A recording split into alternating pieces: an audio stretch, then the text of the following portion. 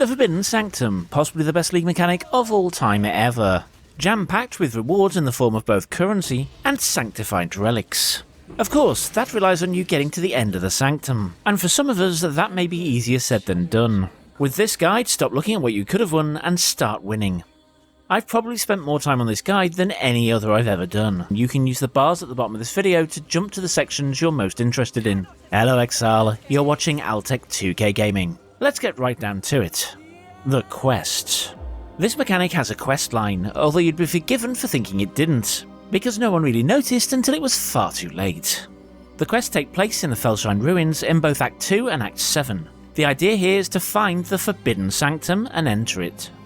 In Act 2, Devalia will follow us, and once we enter the correct place, she'll give us a relic. In Act 7, she's nowhere to be found, but once we enter the Sanctum, go through the door and click on the Accursed Pact. From this point on, you'll be able to spawn those in the Sanctum too.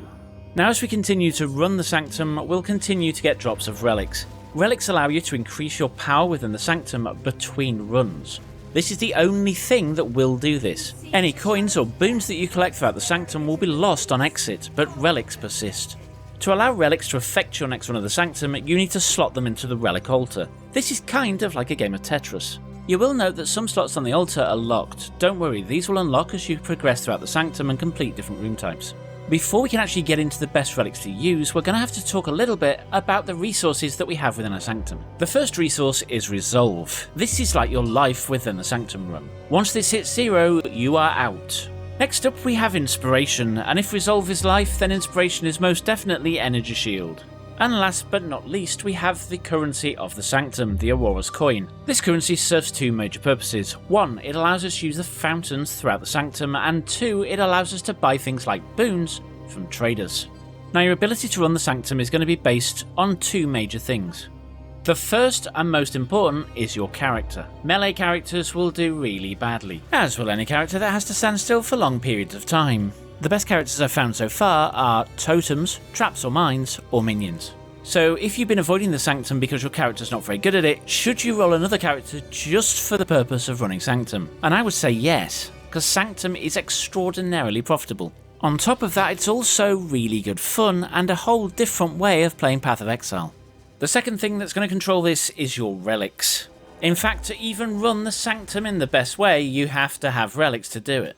And that's because, given that Resolve is life and Inspiration is Energy Shield, we really want to go CI. And by that I mean we want to get as much Inspiration as possible, and we want Resolve to be as close to 1 as possible by the end of the run. And I'll dig into that in a bit more detail as we run through each floor of the Sanctum. To this end, on our relics we want things that give us Inspiration. That's going to be our key concern.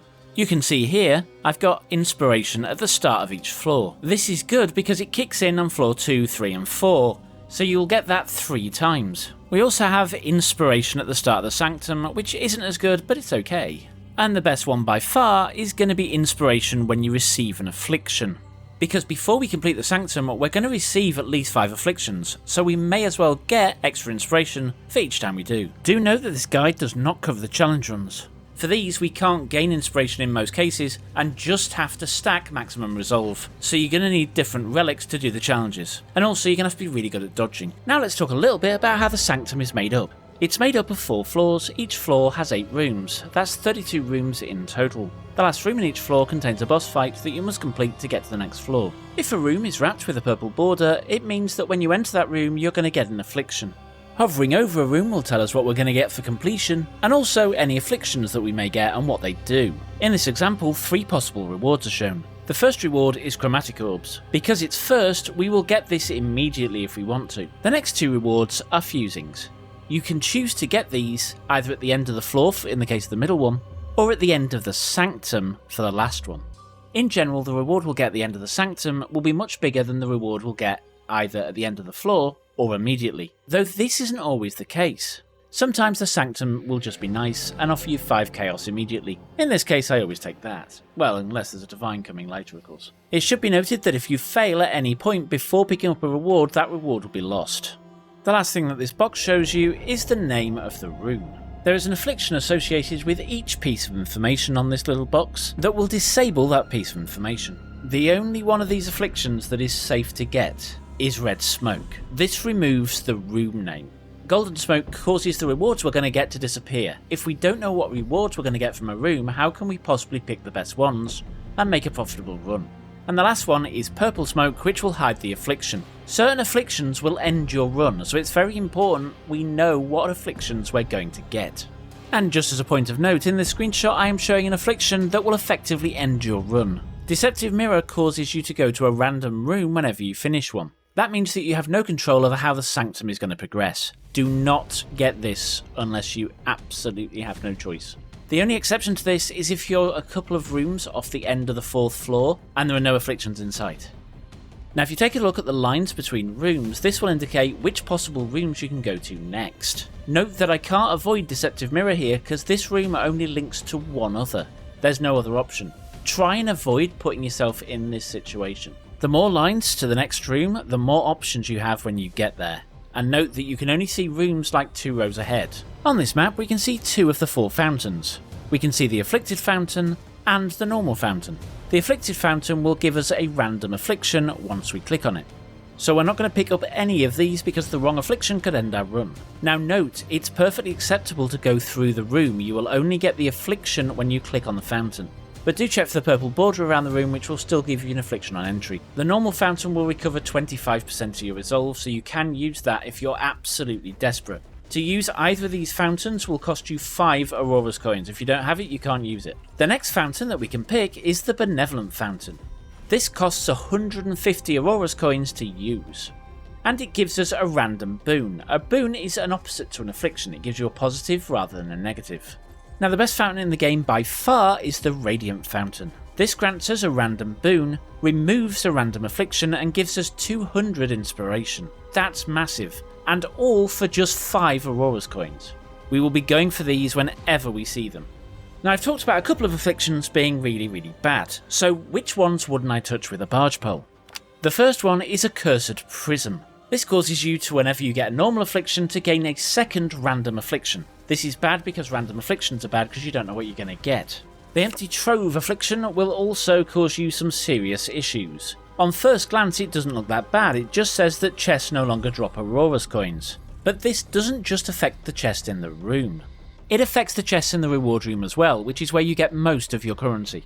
Floor tax is another really annoying one. This will cause you to lose all coins when you end the floor. On the 4th floor this has no meaning however, so go for it.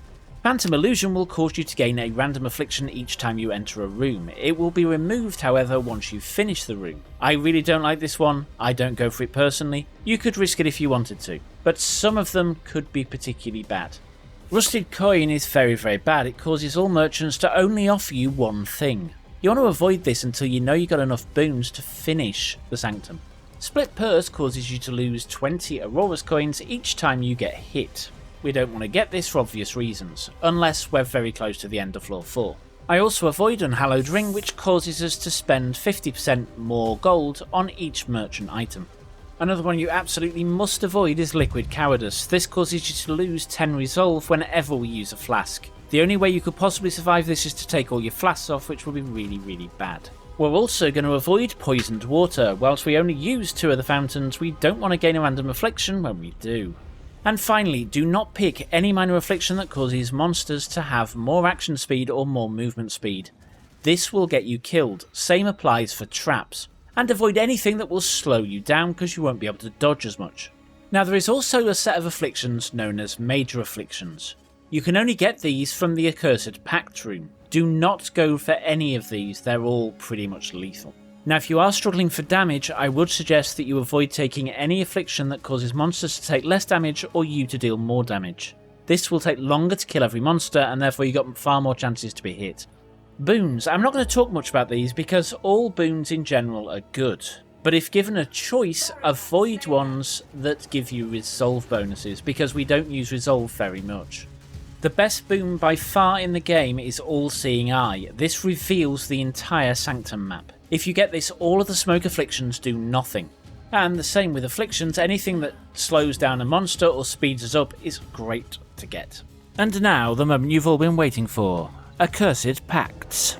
At first glance you'd be forgiven for thinking that all of these were awful. But if we go back to my CI analogy, things will start to make sense. we are going to trade pretty much all of our maximum resolve for boons. Now do note, if you only have one max resolve left and you take one of these percentage max resolves lost, your run will end. Also note that you can get an Accursed Pact that trades 200 resolve for 200 inspiration. You will want to pick this up first so that you use your resolve before you trade your maximum. 200 resolve is a lot to give away. Now can you guess which ones of these pacts I'm going to choose? Pause the video now and enter top, middle or bottom in the comments. Let's see who was right. If your answer contained top or bottom, you're wrong. I only choose the middle one. The bottom one's a really bad deal because it only affects 4 rooms in the whole Sanctum, and the top one is bad because random affliction. Once you close this menu, the game will tell you what you got for boons. You can also check using the little buttons above your resolve bar. Now don't do what I did in this room and exit before picking the prize that always sits behind an Accursed Pact. It should be noted, however, that you must pick at least one pact before you can actually pick up your prize. It won't let you otherwise. The Sanctum has 5 fundamental room types.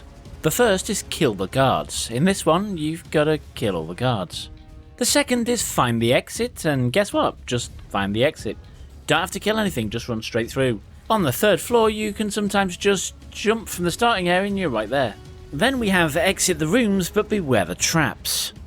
There are 2 types of traps, the square ones, which aren't really a problem, and then the balls of doom, which I really can't handle. Then we have the battle arena, and whoever did this image on Reddit obviously hated them, but they're not that bad. In this one there is 1 or more skull that fires fire around the arena and you gotta run in a big circle. Keep running, not really a problem, the last one is the worst of all of course.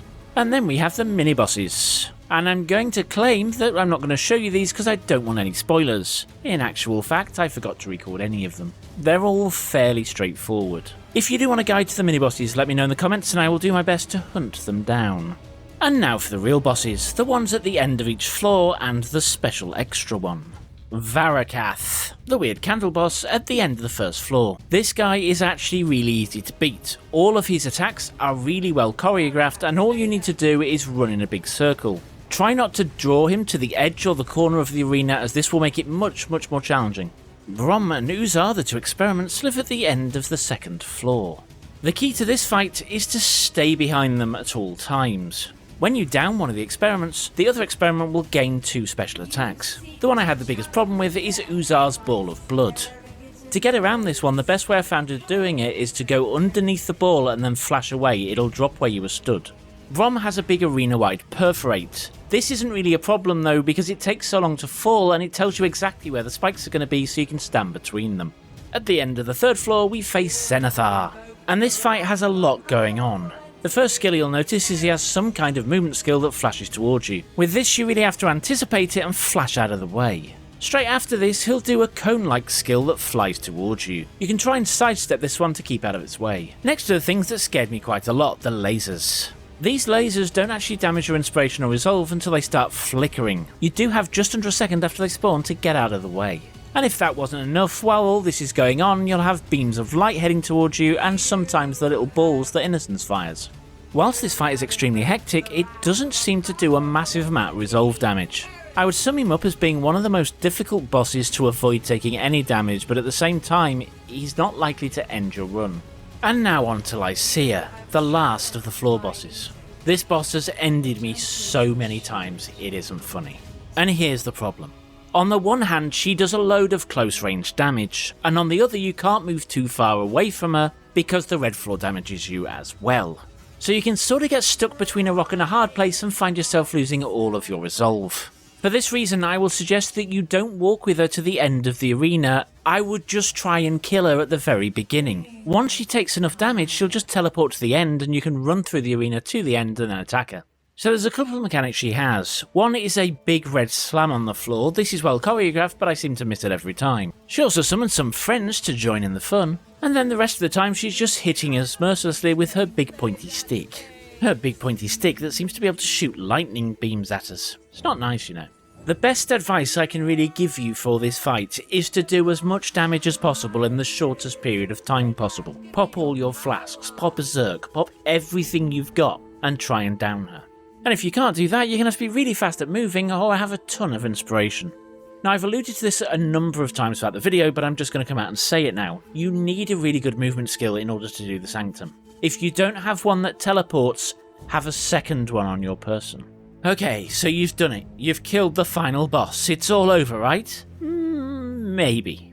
If you built your Sanctum from maps that are tier 14 or above, then you get to fight Lycia a second time in her more powerful form. In this form, the gloves are off. She's not interested in harming your resolve or your inspiration. She wants you dead. But there's something you may not know. The fight is completely optional. So if you have 4 divines waiting for you at the end of the Sanctum, you can just take them and not do this fight. However, if you do the fight and fail, you will lose them. So why would you do the fight? Well, she has a very good chance of dropping a Sanctified Relic, but also she can drop a Challenge Relic to allow you to do a challenge run, and some unique items. So is she worth doing? To be honest, I wouldn't do her if I had Divines on the line, because she can one-shot you quite easily.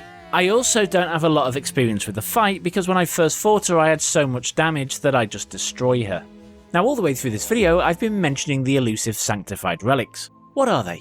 These are special relics that work outside of the Sanctum, and they give your character powerful buffs that can make them much stronger. These are account bound, so you cannot trade them, which means the only chance you have of getting them is to actually run the Sanctum. And as I've been talking about them, I've been pointing at some examples in my inventory. Now when I've dropped some of these, it's made me want to roll a whole character to go with it. They're that good. Okay, at this point I feel like I've been talking for hours, and we're on the final stretch. The last thing we're going to talk about, and probably the most important, is the strategy for each floor.